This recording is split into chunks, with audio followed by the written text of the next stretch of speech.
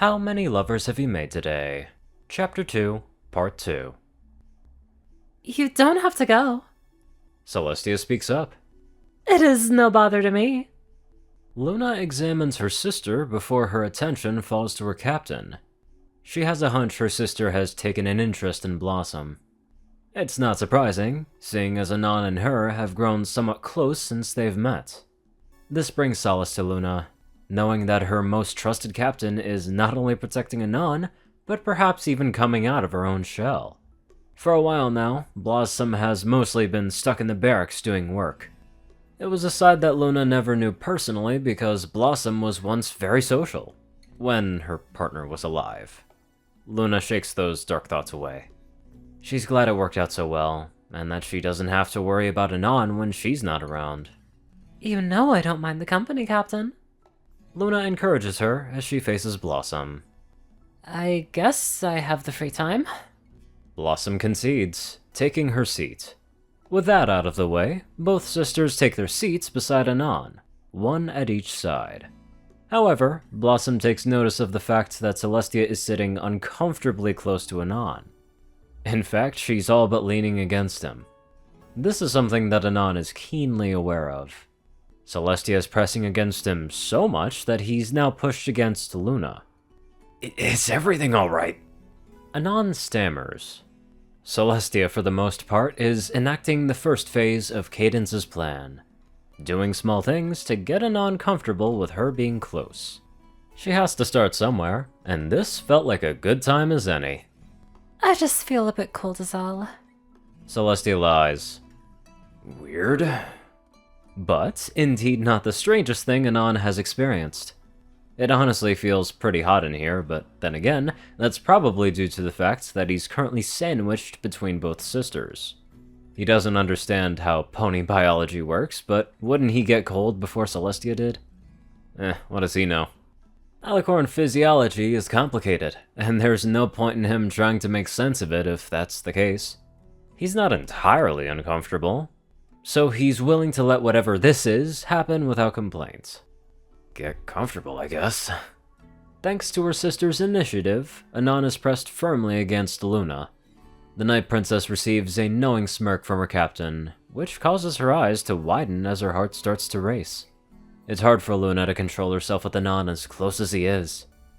Adding to that, the fact that her sister is finally taking steps in the courting process, some excitement swells within her as well. Celestia is faring no better right now. Her face is so red that even her blush is starting to creep down her neck a bit. Luckily, Anon is facing the table. Otherwise, with her earlier accounts of being cold, he'd likely worry she was running a high fever. It's nice having him near. She imagines a day where she can hold him this close all the time. Celestia clears her throat. Let's enjoy our meal. Celestia casts a spell to call a waiter to take their orders. Despite how unusual this situation is, it's nothing too out of the ordinary for Anon. So, he's okay with it. Twilight is waiting at the front gate for Cadence and Shining to arrive. While she should be looking forward to the meal she is about to have, her thoughts always circle back around to what happened with Anon. He actually considered my proposal! She never thought in 1,000 years he'd be willing to hear her out, let alone seriously consider what she asked of him. Twilight still isn't clear on what drives Anon, but it has to be something invaluable. She hopes to find something like that, and perhaps it awaits her at the end of this quest for redemption. Twilight! Calls the easily recognizable voice of her former full-sitter, breaking her from her reverie. Cadence and Shining, upon exiting the castle, are quickly trotting over to her. She lifts a hoof and gives them a small wave. Hey there. She says meekly. You all set? Cadence asks. It's not like Twilight could plan for something like this. Other than taking a bit more time this morning to groom herself, she didn't do much else than talk to Spike for a bit. The two of them have been slowly coming to terms with what happened. It indeed was tough to get him to listen at first, but he's thankfully calmed down a bit since then. He does tend to head out on his own a lot more, probably to think about things. Yeah. Twilight hesitantly replies. Where are we headed? Cadence could see Twilight's apprehension. Though it disconcerts her, she will admit Twilight looks better than she did all those weeks ago. Cadence can thank Anon for that, it seems. Just the small restaurant around the corner. Have you eaten yet? Twilight shakes her head. No, I was preoccupied with something else this morning. Then this all works out. Shining and I are starving. Twilight hesitantly looks over to her brother. Shining, for the most part, appears indifferent, having not uttered a single word. It's been a while since Twilight has spoken to Shining. The last she can remember was when he tried to take the ring off of her horn all those months ago. The pained look on his face when she refused to let him take it off is burned into her memory. After that day, they haven't seen each other much. He was there when Twilight went to her parents for dinner, and he did try his hardest to talk to her, but Twilight knew how much it strained him. At the time, she didn't understand why Shining was acting the way he was, merely thinking his actions were because he hated her. She knows better now. Shining believes that he's failed, not only in his job, but also protecting his family. She can see even now how much pain he's in, due to how he holds back from saying anything, in fear that he could break whatever little progress Twilight has made. Twilight is also at a loss for words. This is another reason why she must undergo this task, to hopefully find the right approach to help mend their strained relationship. To tell him that she's sorry, that she loves him, and that he'll always be her BBBFF. Though right now, it doesn't seem as if those words have much meaning to her. He has a tremendous burden to carry, and it'll take time for her to help him. She has so many ponies that she's wronged, and the thought crosses her mind that this outing is just a waste of time. This is something she must come to terms with. The idea of taking things slowly and allowing others to take control, as opposed to her never-ending self-absorption. No time like the present. Twilight says. Cadence nods. You're right. We'll have more than enough time to chat when we're seated. Twilight lets Cadence and Shining take the lead, as she follows behind them. An odd question hits her from nowhere. Why are Cadence and Shining together so much? Twilight decides not to dwell on that realization for too long. It's none of her business. Anon rests his back against the closed door to his room. It's been some time since he's come in here, mostly because he practically lives in Celestia's place now, but that's not the reason why he's returned. He needed a moment away from Celestia. She's acting really strange, and Anon can't wrap his head around why. Usually, she only acts this touchy-feely when she's worried about him. However, the intensity certainly has been dialed up a notch. Not too much, but enough for Anon to take notice. What could be bothering her so much? Anon thinks over the week they've been having. Other than all the festival stuff, there hasn't been much worth noting. So the only conclusion is that this has something to do with Twilight. Could she still be worried about his reasons for helping her? Anon tried his best to spin Celestia a believable tale on why he helped Twilight, but perhaps she doesn't believe him. It's not like the story was false. He may have mostly omitted Luna's involvement, but other than that, it was all true. She was in his thoughts at the time, but she wasn't the main reason he helped Twilight. So could she still be thinking about it? It wouldn't surprise him. For the past few weeks, they've been busy with the festival, and she's probably been holding off her concerns so she could focus on the task. Should he talk with her again? Lay everything out on the table for her? He rubs his temples in frustration. Why is this so complicated? He just wants things to start calming down, not relive what's already passed. Then again, what if her strange mood is because she's happy? Anon takes a moment to mull that over. It's certainly possible. She talks to Twilight more, doesn't have to worry about him as much, and in turn is spending more time enjoying the small things in life. Weird as that may be, this is Celestia he's thinking about. Other than that issue, he's not too sure what else it could be that's driving her behavior. Are you ready? Celestia calls from outside the door. Almost. He'll just have to let things play out for now. Celestia suggested that they spend time together at the park. He's okay with that, but it's just going to be the two of them alone. Luna is staying for morning court, and Blossom left to do some paperwork. Anon wanted to do something with both sisters, but that'll have to wait for another time. Maybe he'll do something with Luna later. He shakes those thoughts away to focus. He's going to the park. It's a nice and simple idea. However, he does fret about running into Bonbon, or Lyra. Canterlot is a prominent place, but his shop is close to the park. Chances are low they'll be there, seeing as these are working hours, but that's never inconvenienced fate. Damn. This is wasting time. He needs to relax after everything that's happened.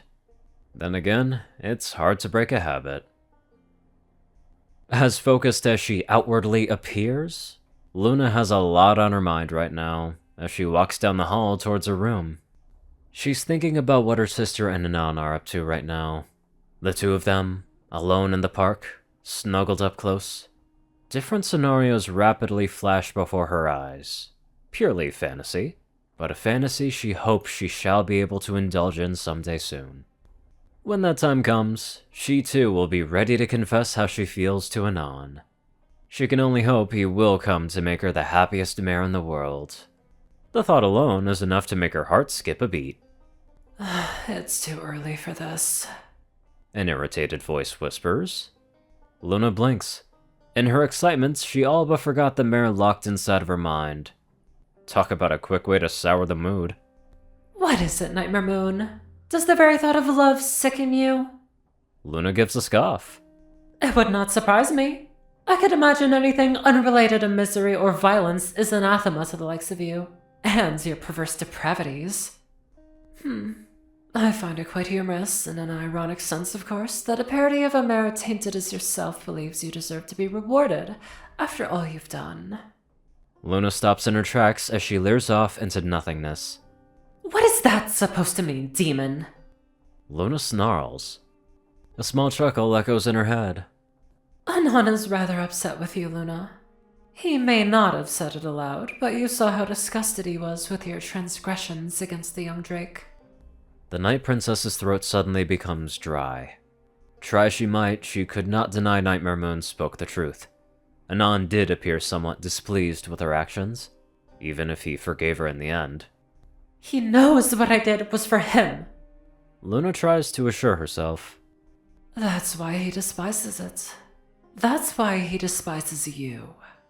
The voice flows from one ear to another, and for a moment, Luna could swear the demon was standing right beside her in the hall, leering over her.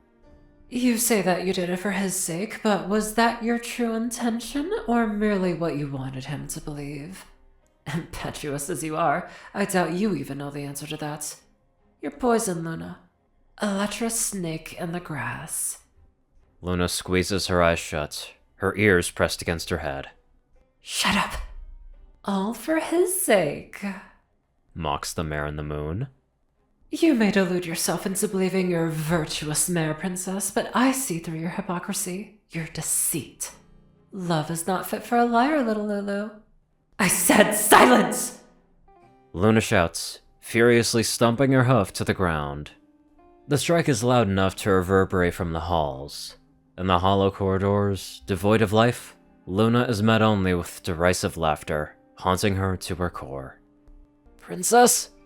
Luna snaps back to reality and notices that Spike is standing at the end of the hall. Luna releases a shaky breath as the chuckling of Nightmare rings in her ears. Are you alright? Spike asks, as he nervously comes closer. My apologies, young Spike. I was preoccupied. Luna sneers a bit at nothing. As though my thoughts have a mind of their own. Luna looks back down at Spike as he nods his head slightly. Yeah, I feel that way too. It's the reason why I've been searching for you. This is surprising for Luna to hear. You've been seeking my audience? I wanted to talk to you about some things. Spike twiddles his claws a bit. If that's alright with you, princess. Luna can see the apprehension in Spike's frame as he stands before her. The fact that he treats her no differently than before shows how pure of heart he is. Recalling the biting condemnations of the nightmare, guilt surges within the princess. The least she can do is console him. I'm always willing to converse, young Spike. I'm heading to my room for a moment. Then I must start morning courts. Will you accompany me? Spike's melancholy mood lifts slightly. I don't mind that at all. Very well. Follow me. As Luna leads Spike down the hall, she can still hear the distinct laughter of Nightmare Moon in her mind. That mare shall have her laughs for now, but she will be proven the fool in the end. As much as Luna would like to take steps in preparation to confess to Anon, there's also the question as to why Nightmare Moon came to his aid during the night terrors.